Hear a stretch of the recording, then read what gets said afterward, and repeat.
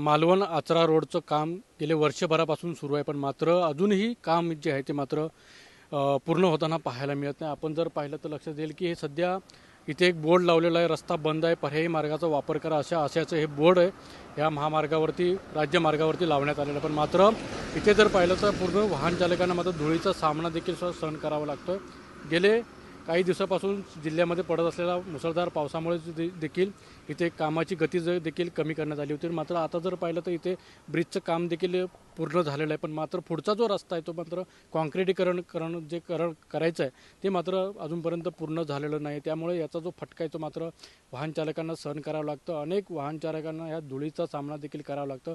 कोणत्या प्रकारचे इथे पाणी देखील या रस्त्यावरती कॉन्ट्रॅक्टरकडून मारलं जात नाही, पण मात्र याचा सामना जो मात्र दुचाकीस्वार असेल यांना मात्र सहन करावं लागतं.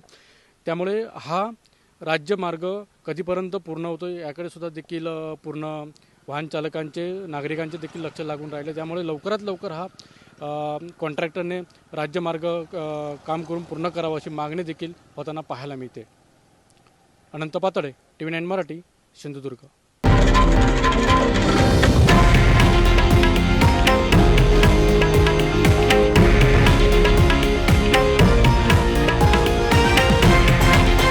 हे आहे देशातील नंबर 1 न्यूज नेटवर्क आणि आपण पाहत आहात TV9 मराठी, एकमेव.